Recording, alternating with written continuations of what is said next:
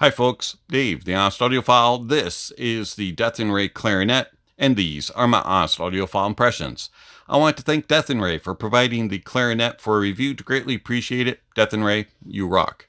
Alright, so the Death and Ray Clarinet. This will set you back $225 from your bank account. It is a portable deck amp.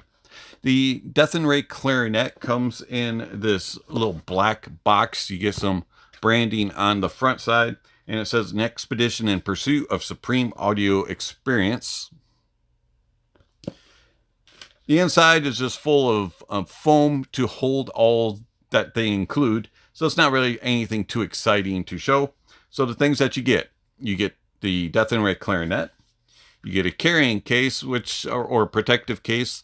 It's a very nice hard shell. You get a little cutout so the icon will show through, and it's going to protect your clarinet very nicely. It has all the cutouts that you need for your outputs and inputs.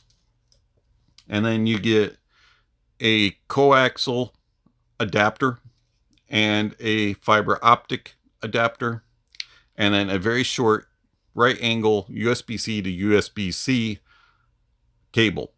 And I like the cable a lot. I found that the cable was a little unique, but you're able to adjust to whatever way you needed it to be angled. Because of that angle, it kind of made it nice in that regard. Like the cable, well built.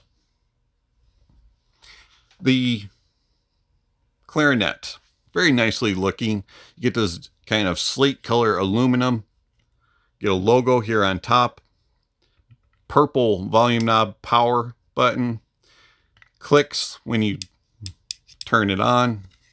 And then when you turn it on, you get some flashing lights in the back. And also in the front if you have an input connected. Also on the front, along with the volume, you have your headphone outputs, 3.5, 4.4. And then your connector for your optical or your fiber optical or coaxial, excuse me. And then on the back side, you have two USB-C inputs. The one with the little USB logo is for data transfer. The other one here is for charging. And yes, you can use them at the same time. And then you have a high-low gain switch.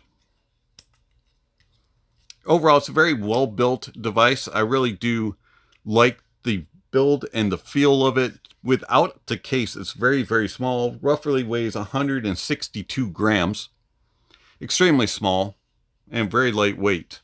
Just in comparison, we have the SMSL DS20. Size-wise, the Death and Ray with its volume knob is the same height as the DS20, and the DS20 is wider. They are also slightly thinner. The SMSL is a little bit thicker. Putting the little case on, you just slide it in place. The little logo comes through the hole.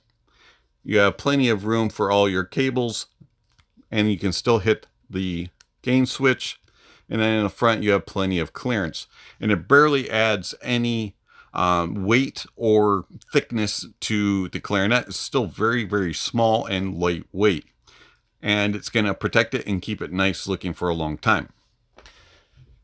The battery of the clarinet is very, very good. I found that I was easily getting 7 to 8 hours of listening time, depending on how loud I was listening. If I was using high gain, if you listen at high volume and used high gain, or were driving harder to drive things, it would dip down somewhere 4 to 5 hour battery life. It wasn't the biggest of batteries. I believe it's an 1800 milliamp battery, but it does good as long as you are not demanding a whole lot of it. You'll get through a day's work of 8 hours, or roughly about 8 hours. The source pairing, or the gear that I was able to drive with it, I found that the Death and Ray Clarinet was able to power any IEM that I threw at it. I had no issues whatsoever. Anything from super sensitive to harder to drive planars, it was able to drive them with ease, and I had no hissing or any distortions of any sort with the output impedance. The The Clarinet did a very good job of controlling its output impedance, and I had no issues that way, and it drove everything with no problems. Barely had to go very far on the volume knob. Plus, you had the high-low gain switch if you needed it. Headphones. I found that the headphones, as long as they were roughly about 150 ohms or less dynamics, it drove it really easily. Some of the easier to drive planars were also okay. When you started getting into above 150 ohms or the harder to drive planars, the Clarinet struggled some. I mean, it would get them loud, but you could definitely tell it wasn't really bringing out the full potential of them. This isn't a super powerful device, so if you're going to try to drive really hard to drive headphones, the Clarinet might not be your best choice in that regard. But for just portable use, using an everyday carry, easy to drive type of headphone, no problems whatsoever. How does the Death and Ray Clarinet sound? Well, the AKM AK4493S DAC chip inside it is a very competent DAC. And I found that the Clarinet has a very neutral, natural, slightly warm type of sound signature with a little bit of a rounded, softer presentation so that it didn't go into fatigue mode. But also it didn't go into boring mode either. I found that it still had a lot of zip to it and that it had a lot of engagement and a lot of just nice presence and energy. The bass was nice and hard hitting. I found that the bass had a fullness about it and a powerful heaviness. There was some thumps to it and some whoomp to it. There was some and the sub bass extended nicely. Good texture throughout. And I found that the mid bass and the upper bass had good impact, punch, and slam. And overall, the bass has a very nice tonality about it, but also has good details and resolution and stays very well controlled. And it does have that ability to kind of take you by surprise and really hit home hard, but it does it when the track calls upon it. It doesn't do it all the time. It's like, there it is. And you kind of, oh, wow. And then it goes back to going through and just doing what it's supposed to. And then it'll take you kind of like surprise when it really hits. And then the the mids. The mids are nice, even, cohesively balanced. They have a nice natural tonality to them. They have a very nice organicness to them, nice warmth and a fullness about them. I found that the mids were very engaging and they had just this kind of just put you in the moment type of presentation. And yet at the same time, they had a nice amount of air and space. Nothing was fighting for position. It was very evenly balanced and cohesive, had nice separation and good air. And overall, the tonality, just like the bass, is very natural and very neutral sounding with a little bit of kiss of warmth. And it just has this pleasurable musicality regarding the mids. And I just found that everything sounded very natural when it came to instruments and vocalists. And it sounds very pleasing.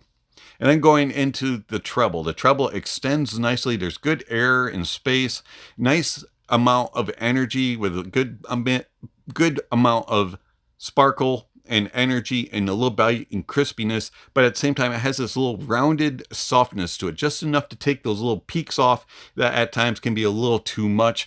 I found that these have a little bit of a roundness to it that kind of makes it so it doesn't go into fatigue mode. And at times when there's a track that you know goes into fatigue mode, this softens it a little bit and makes it a little bit more musical. I found that the treble is very pleasing, has a nice natural tonality to it, just like the mids and the bass, and also is very nicely detailed and resolving. The soundstage of the Death and Ray Clarinet is nice and wide. I was pleasantly surprised at how big some things can sound. It sounds very, very large. It'll go small, medium, large, and then kind of creep into that grand size. You'll get that bigger soundstage and things will really open up. I found that the stage had a lot going on. It's very immersive, but yet at the same time, it didn't sound like it was discombobulated and confused. Everything had its little place. It had its spots, and you could follow things along the track. Did a very good job of placement and moving things from side to side.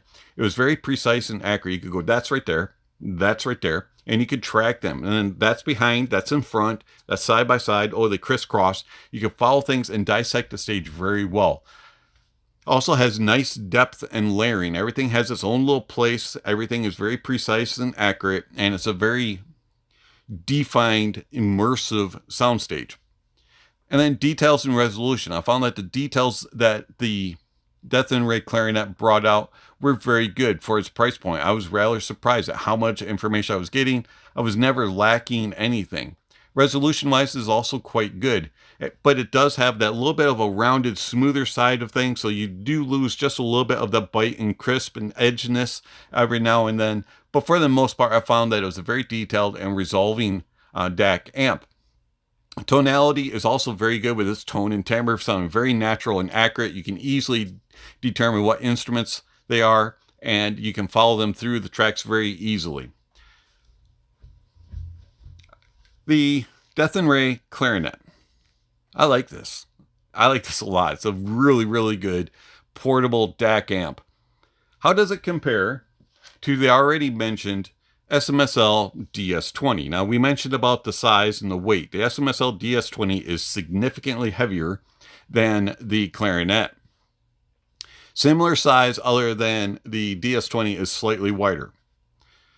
The DS20 lacks a few things. You cannot charge it while using it. Also, it doesn't have as many inputs. It's only USB. But it does have a few different things like filters, and it's built a little different. You get that glass case on it. Sound-wise, though, is the most important thing. And I found that the DS20 has a little bit more neutral analytical lean. So the note weight isn't quite as thick and heavy as it is on the Clarinet. It is a little bit thinner, a little bit more light and airy sounding, and it extends slightly better into the treble, and there's a little bit more air, a little bit more of that edge, that bite, and that crispness with the DS20. Soundstage wise is about as wide as it is on the Clarinet, and I find that it's a little bit more precise and accurate in its placement and with its layering and depth capabilities. Also, I find that the DS20 is slightly better when it comes to details and resolution. Tonality wise, they're very similar. The only difference is that the note weight is slightly thinner on the DS20. The Clarinet has a little bit more fullness, a little bit more organic presentation. So it really comes down to what you prefer when it comes to these two. If you're looking for a very neutral, analytical presentation, I would go with the SMSL DS20. If you're looking for something that's a little bit more musical and a little bit more on the warmer side and a little bit softer and gentler on the ears when it comes to peaky treble, I would go with the Death and Ray Clarinet. So the Death and Ray Clarinet, this is amazing. I love this thing at its price point, and it does a really good job with battery life. It has plenty of power for all that I need, and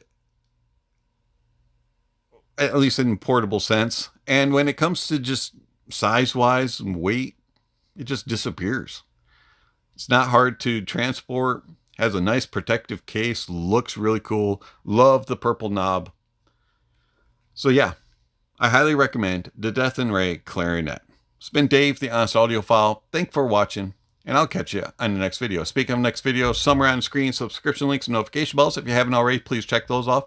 Don't forget to give a thumbs up or a thumbs down to the video. Check out all the links down below. There's all kinds of information on there regarding how you can contact channel, follow channel, support channel. Speaking of supporting channel, I want to thank my supporters through Patreon and YouTube memberships.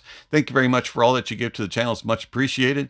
If you're interested in supporting the channel, please check out the links down below. There's all kinds of ways that you can do it through one-time gifts and through PayPal and Venmo and Patreon and YouTube memberships, all that kind of stuff. So check out those links down below. And also down below, there's all kinds of other information like gear recommendations, music recommendations, and gear rankings, all kinds of other things. So check out the links down below. And lastly, don't forget to enjoy the music, and that honesty is the best policy.